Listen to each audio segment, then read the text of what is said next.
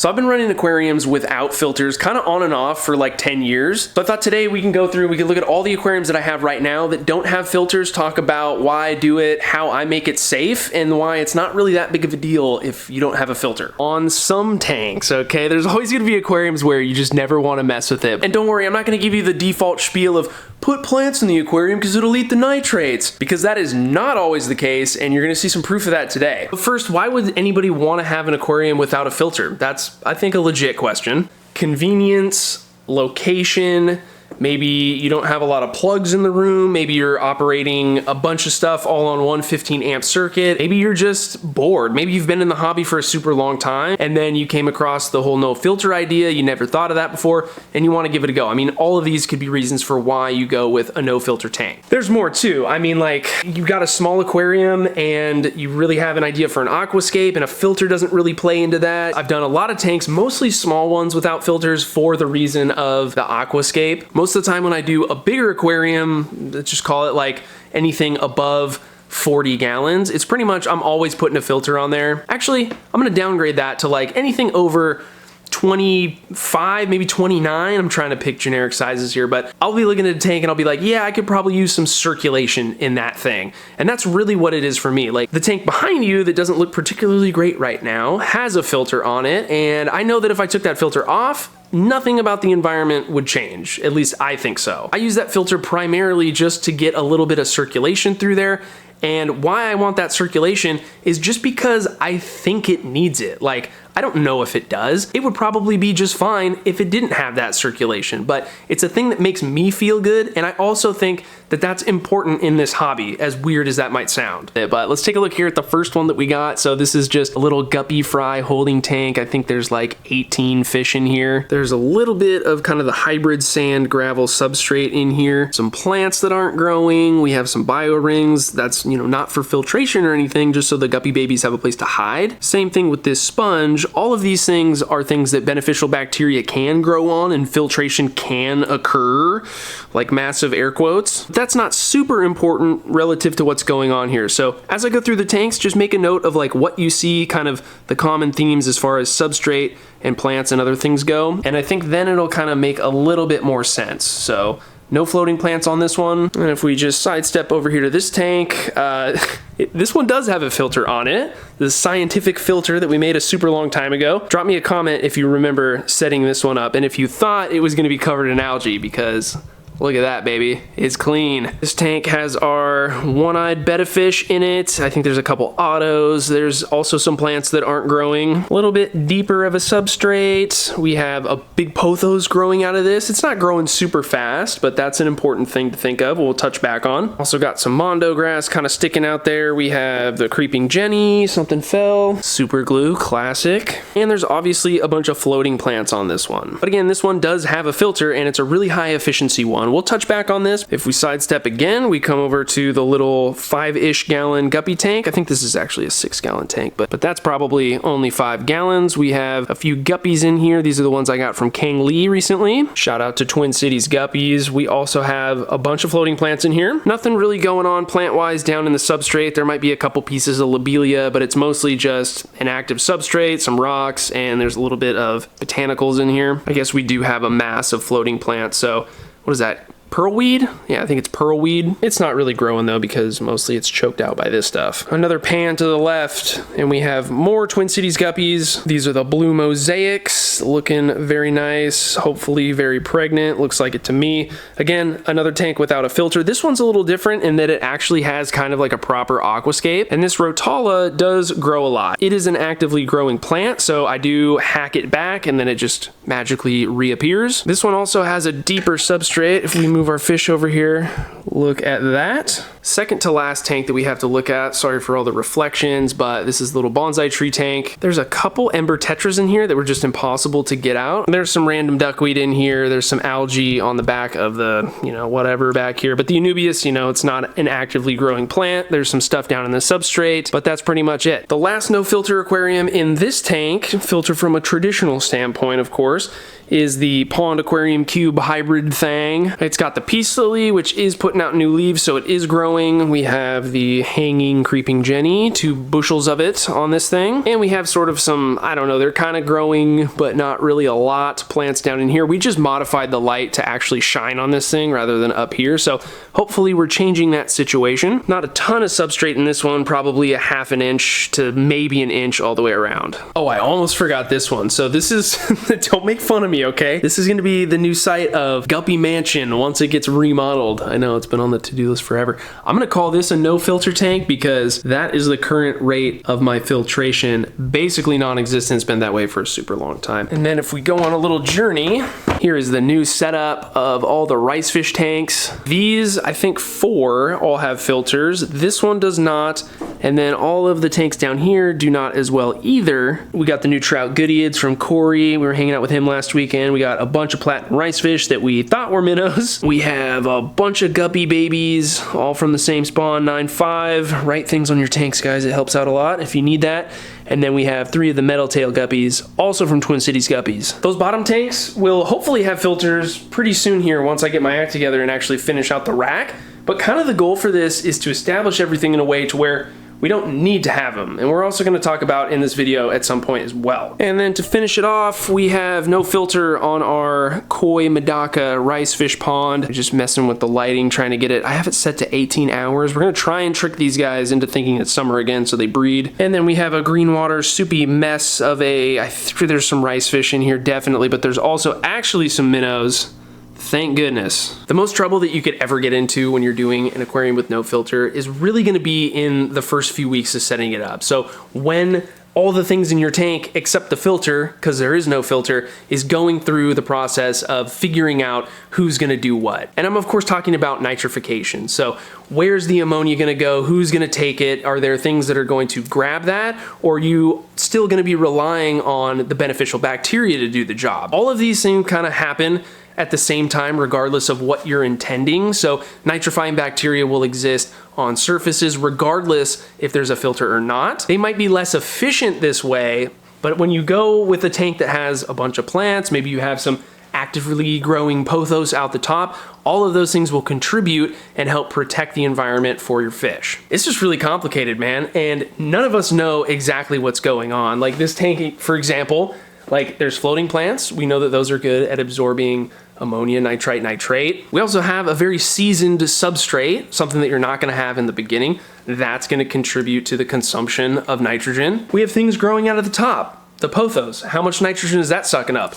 No idea. And then we have the filter. In this case, we do have a filter, and that's processing some amount of nitrogen, but we have no idea how much. Maybe, and I would guess, this thing is probably pointless and not doing a whole lot for me. If I took it off, I think everything would stay the same. So you're never gonna really know everything about your aquarium, but the only way you can know anything about it is if you test the water, even when we're way past the early stages of the nitrogen cycle getting set up. Let me show you an example of this. We're gonna go around the room and we're gonna test all of the aquariums that we have in this room. So for this, because I have so many aquariums, I'm not gonna do a liquid test kit. I'm not interested in doing those. I don't think that they're in any way better than doing a test strip. Test strips are cheaper, they're way faster to do, you can do them on way more tanks, and we're gonna get the same amount of information regardless. So I highly recommend test strips. Not to be a total shill here, but the Aquarium Co-op test strips, you can get 200 of these for 17 bucks, whereas the other company, API, that's pretty much what I think everybody else has.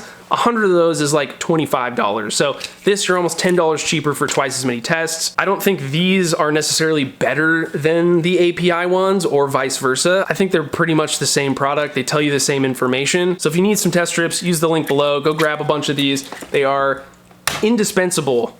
Is that the right word? Invaluable. I need these all the time, okay? I go through a million of them, and if you buy some stuff through the link, I of course get a little kickback. You support the channel. Thank you very much if you decide to do that. Let's now go through and just test all of the tanks that we previously looked at and then see kind of where everything is at. And I think that's gonna prompt another conversation about like why they all look so different. So here's a prime example. You can see we have a lot of nitrate, somewhere around 100 ppm. We don't want that. I think that's a little bit too high for me comfortably. For obviously our fish, it's not an amount that is detrimental to them, but it certainly could become that way if we kept this up. So we definitely do want to do a water change, but take a look at the tank, right? planted aquarium. Granted, the growth down here is basically non-existent because the lighting's so low, it's constantly covered by the floating plants. But we have a pothos. It's actively growing, but it's obviously not enough to deal with the nitrate. So you don't want to just write things off like, oh, because I have this actively growing plant, or maybe because if we didn't have that pothos, if the plants were growing really good, we still could have that amount of nitrate. We have that buildup because the input of nitrogen is just too high for whatever is the main suck of that nitrogen. So our filter is obviously working to convert everything to nitrate. There's always kind of a movement of people that talk about deep substrates being something that consumes nitrate. That's obviously not happening here with this example. Not to say that it's impossible, but if we check the depth on this, what is that, like 8 inches? Actually, it's only 3. Weird. But that anoxic zone in this aquarium is just not enough to handle the load. So maybe if, things were different, it would be, and then we wouldn't have any nitrate, but you just never know. That's why you have to test things. It's easy to make assumptions. I'm guilty of it too. Obviously, I have a tank here that has 100 ppms of nitrate in it. So I'm gonna go ahead and do like a 50% water change. I'm also gonna use this as an opportunity to clean up some of the algae and the detritus down at the bottom of the tank. That's definitely contributing to the nitrogen load in the aquarium, so maybe we can help curb that a little bit. I also have a sneaking suspicion that the die-off of some of this floating plant, the Sylvinia, is probably contributing a little bit to that. How much of that is a contributing factor? I have no idea. There's no way to know. We can only guess, and so that's why we just have to do what we know we need to do, which is change the water and knock that concentration down. I know what you're thinking, Mike, this is bad. You were being lazy. If you would have just been changing the water on a frequent basis, then you wouldn't have had this little issue. The backstory on this tank is that I didn't change the water on this aquarium for probably 3 months. And while that was happening initially, I was testing the water, no nitrate buildup, no nothing. Where I did make the mistake was assuming that that would last for forever. So when you saw that test strip, I hadn't changed the water in this aquarium in at least 6 months. That I made the assumption that this tank would be nitrate free for forever. And that obviously isn't the case. This is another case study, another piece of data that I have that also proves to me that a pothos plant, actively growing, isn't the best thing at consuming nitrate. All of these things are just learning opportunities, and it wasn't something that cost my fish anything. Obviously, the fish in here are just fine. They probably were sitting at a higher nitrate concentration than what was optimal for them, but at the end of the day, everything was okay. Now I know, and so now I know to be on the lookout for it. From all that testing, you're gonna notice that some aquariums have nitrite as an issue where others don't. So nitrite is kind of that awkward, weird one in the middle where it's like, yeah, you don't want a bunch of it in the tank and you don't want to have fish sitting at higher concentrations of it for too long because it's going to affect them in the same way that a bunch of ammonia or a bunch of nitrate does. All 3 of the nitrogen species affect a fish in similar ways. It's just obviously ammonia NH3 is way more toxic than NO2 than NO3, but they all kind of do the same thing. The relative concentrations of which you really need to worry about in the amount of time is going to vary depending on fish. It's going to vary on just like too many factors to nail down. But I think a good rule of thumb is like, if anything is dark pink, so, if you're sitting at 10 nitrite, you don't want your fish to sit in that for too long, especially developing fish. All 3 of the nitrogen species have sort of like a systemic effect on oxidation of things within the fish. So one of the big things being like high nitrite for a long time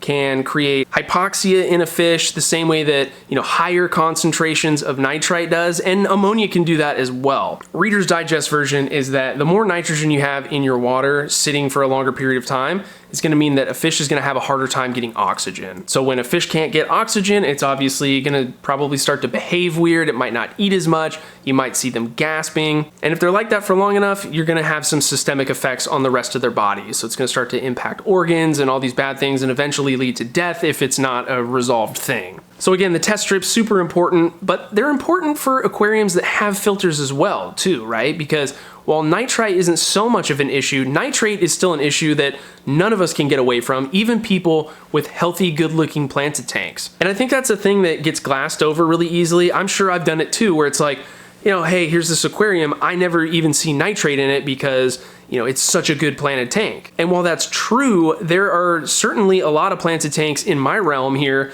that they do get nitrate. And why they get nitrate and others don't, there's a lot of factors that contribute to why that happens. And we don't know, we can only guess.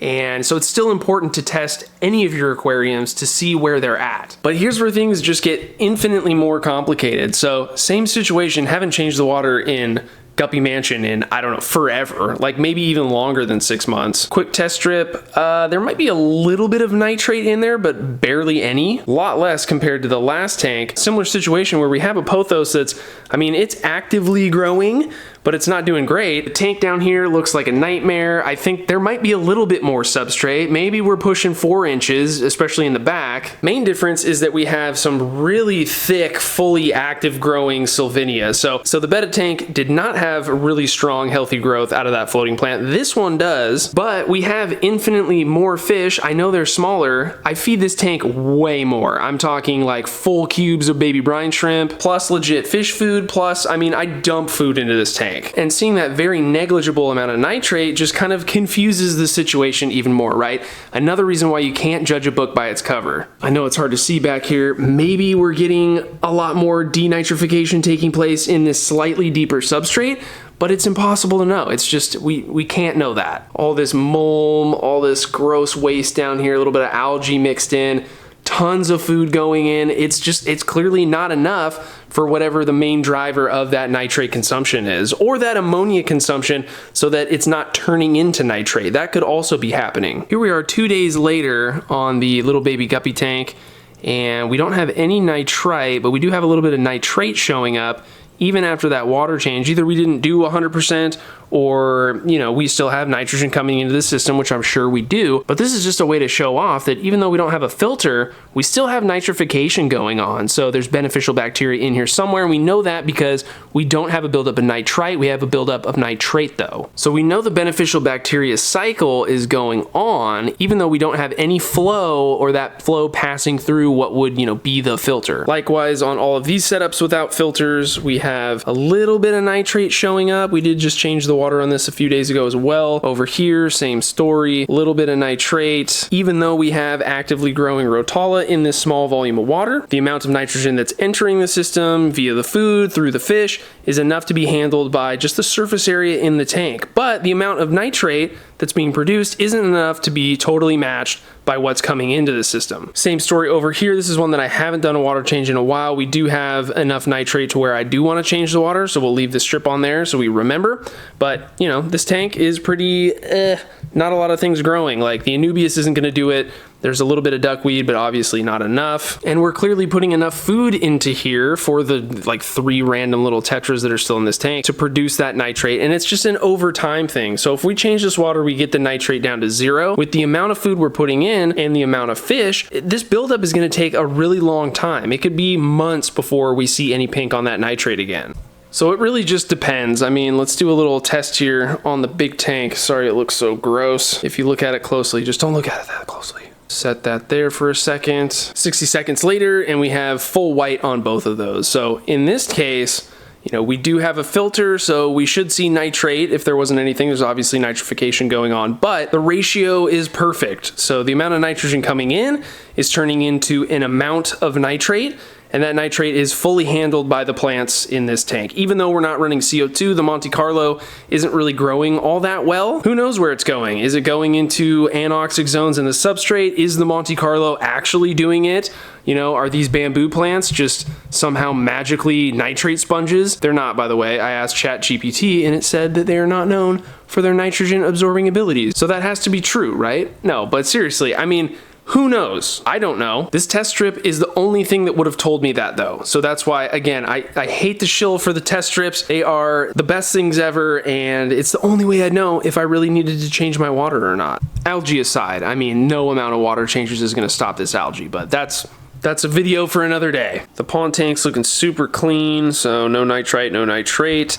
Have done a couple water changes on this thing since we pulled it inside, but nothing crazy. I mean, this tank hasn't been cleaned out in like 2 weeks. We have some detritus down there. It's all still getting kind of situated, but you know, what helps is that we only have a few fish in here. We don't feed a ton of food. On top of that, we feed a super clean, highly digestible food that once it passes through the fish, doesn't turn into more waste in the form of fish poop. Shameless plug on that legit fish food, but that's one of the reasons why I started the whole brand. And you know, maybe part of this is because the pea silly is just really good at sucking up ammonia and or nitrate. I just don't know. I don't know enough about this plant, but it is putting off new leaves, and that's really the only explanation because the plants in here aren't doing a ton. I mean, the dwarf sage is growing a little bit. This creeping Jenny really hasn't done anything. It's kind of like frozen in time, so don't think it's that. It's definitely not the substrate because it is, you know, relatively new. Like, it doesn't have a ton of seasoned microbiological stuff happening in it, and it's not very deep. It's pretty shallow. So it's just the combination of the ratio of food that we're putting in, the waste that's coming out of the fish.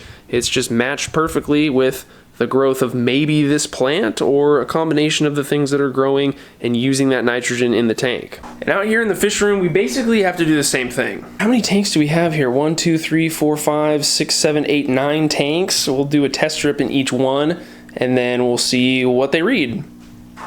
I'm not concerned about ammonia being in any of these aquariums. I think that would be extremely rare since we set these tanks up like a few weeks ago. We put nitrifying bacteria in a handful of them, and then we did the filter slap method. So we know that we have beneficial bacteria when we started, and so at this point, you know, with the seasoning of the substrate and as time goes on, that'll be another big source of bacteria just for the overall system. Like, not just nitrifying bacteria, other bacteria are going to consume ammonia in different ways, but it's all going to collectively help to get our aquariums to basically have no nitrogen across the board. That's the goal, at least. Nitrate can be a little tricky. That's really just going to depend on how many plants you have, or if you can have a high demand from another source. I'm supposed to wait about 60 seconds, so I think that probably took me about a minute, maybe a little less, but we can start to look at our strips here and check things out. So this guy, there might be a tiny little bit of nitrate in there, but nothing that we need to worry about, so we're going to remove this one. This one has a little bit more nitrate. Hard for you to see, but probably about 25. Not concerned with that, so we're going to take him off. Next one, pretty much nothing in this one, so we take this guy away. This one has a little bit of nitrite in it and some nitrate, but if we compare it to the color chart, we're looking at, I don't know, maybe 1, maybe 2 nitrite, and then less than 25 nitrate. So again, I know nitrite seems like it might be a scary thing, but I'm not concerned about this, so we're gonna get rid of that guy. This strip has a tiny bit of nitrate, nothing else. Don't worry about it, throw it away, come down here. And our trout tank, these are the trout that I got from Corey this weekend. So they're not actual trout, they're actually a live bearer. Goodyead trout Goodyead? I don't know the name, but they're an awesome fish, dude, and I had to get some of them. He wanted to move some around, so he sent me a bunch of babies home with me. I'm gonna have to find them a different home eventually, but let's zoom over here and let's talk about, this is the first one that might matter. So, quite a bit of nitrite. I should also say that there are no filters on any of these tanks down here yet. I need to get my act together and get those on there, but that could be a reason for why there's some nitrite. You know, we have some incomplete nitrification on our platinum rice fish tank here with a bunch of small fish. So if we compare to the chart, it's looking like we're around 10 parts per million nitrite, probably less than 50 nitrate, but you know, fish are pretty good at tolerating nitrite and especially nitrate, but this kind of amount, you can see it's within the recommended, hey, do a water change area. Even though this amount of nitrite could persist in here for a while, it's not gonna kill the fish. It could be several times higher and still not kill our fish, but there could be other subtle things that inhibits, and we don't want anything to, you know, we don't want anything weird going on with our baby rice fish here. So that'll prompt me, I'll do a water change on this guy, so we'll leave this strip here so we can remember to do that. Coming over to the guppy juvenile tank, all from the same spawn, 9.5. We have no nitrite, but we do have a little bit of nitrate. Not really concerned with that, probably, you know, still less than 50. And then over here on our metal tail blue guppies, we do have a considerable amount of nitrite. So pretty close to this guy over here. So 2 out of 9 tanks are gonna get water changes. Not bad. That's less work than I thought I was gonna have to do out here. Oh, and I definitely want to show you guys this too. So we got zeros across the board. We have a little green water tub here. I open up the window to keep that stuff alive, but We have a bunch of probably some rice fish babies in here, along with some actually minnows. They're minnows this time. And I just wanted to highlight the fact that green water is a powerful tool. If you have a green water aquarium or whatever, a bowl like this, you're probably not gonna see any nitrogen ever because there's just such a high demand from the green water for pretty much all the nitrogen species. Our rice fish over here in the bowl, we took the potato away. They're also looking like they have zeros across the board, so they're all good. And I know green water sucks. If you've ever had it in your main aquarium, it's not something that you want to have, even though it's going to be a super bulletproof environment for the fish that are in there, and it's a really good environment for if you're trying to grow baby fish. But let's be real, most people don't want to look at a tank that's in their living room that's a green soupy mess. So I totally get that, but if you're raising up fish, you got a fish room set up like this, hopefully they're on the bottom tanks that you can cover up. It's actually a really good thing to have. When you use the power of the straight pipe like this, even though we don't have that much gravity here, you always want to make sure that you didn't accidentally suck anybody up. This hose isn't the easiest thing to pinch, but if you notice a fish coming close, you can always just pinch this down really hard to slow down the flow. That way somebody doesn't go on a roller coaster ride, but I think we did a pretty good job. That's a little bit less than a 50% water change. Based on that amount of nitrite, I know that if we fill it back up, having the concentration might not be the best thing. So I have two options. I can fill this back up, fill it up really high, then do another 50%er. That'll really help get the concentration down, and it'll be a little bit easier than if I had to drain this all the way down to the bottom, like almost 100%er. I know it's achieving like the same thing, but this way, I don't know, it just is a little bit easier. It takes a little bit more time, but that's how I usually do it. I think I'll just go ahead and do this water change and decide on that later. This pipe right here, I call it a pipe, it's a tube. When I use this for, like on the rice fish, all the really tiny fish, they can easily get sucked up through this. It's not the end of the world. They're just gonna go on a little bit of a ride. But when we have to do our water change now on the guppies over here, if I'm not really paying attention, that could hurt the guppy. So you can imagine, I mean, he'd probably be able to fit through here, but it might be kind of tight depending on the angle that the fish hits this thing. Like if he's horizontal, hits the tube, that could be bad. And again, that's if I'm not paying attention. Most of the time I am paying really good attention, but when I'm trying to film and do other things, it might be a little bit too risky. We don't want to do that. So, easy thing to solve here. We're gonna go ahead and grab the mini python, which is gonna drain a little bit slower, but that's okay. I'd rather have it take a little bit longer than have to beat myself up over a fish that I injured.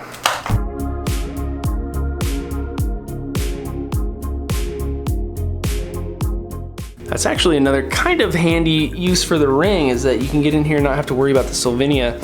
So I'm just gonna go through here and suck up what detritus I can find. This siphon is pretty weak, so it's not gonna be the best at it, but it'll work. It'll get the stuff out of the tank that is adding to probably part of the problem. Once we get a filter on this thing though, it's not really gonna matter. It's all gonna go to nitrate. We're not gonna have to worry about the nitrite, and then we'll just let that sit there and do the rest.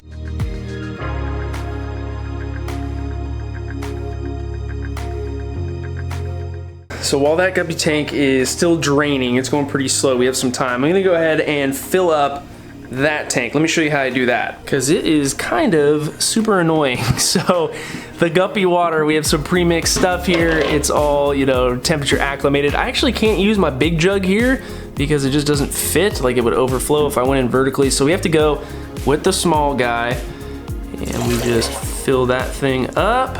Try not to drip, but it's okay. That's what happens in a fish room, right? Come over here, and ideally, I would have my hand in front of this. There we go.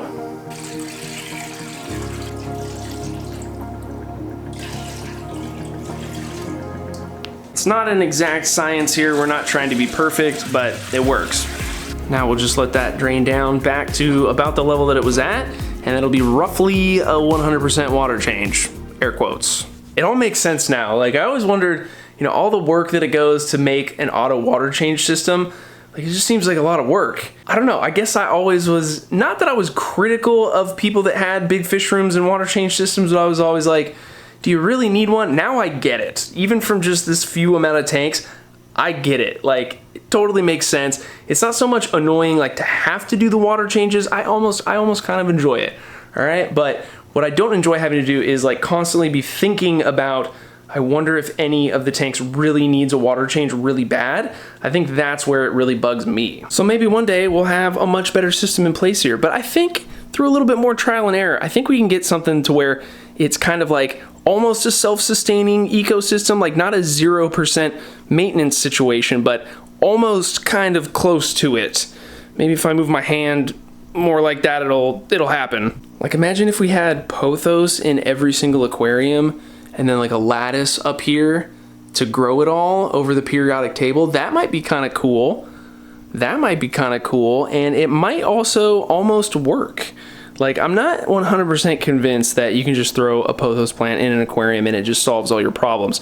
I really don't think that at all, but I think you could, through like some fine tuning, figure out a system that works really, really good and minimizes the amount of, I guess, effort you have to put in. I hate to say it, but kind of the goal these days. I don't know, at least for me. So let's check out this test strip. I just did a fresh one on this tank that we just water changed, roughly 50%. Maybe it was a little bit less. Sure does look like it, because we still have a pretty pink nitrite.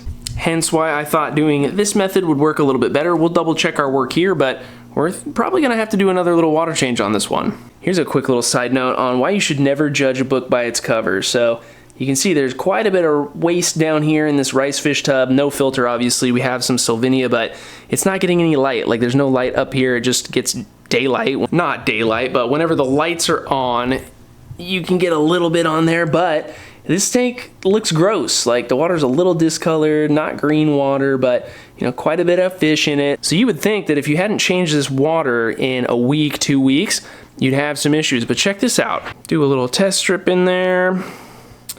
And if we had nitrogen, we'd see it turning pink right away. Nothing yet. I'll set this over here so we can actually see it.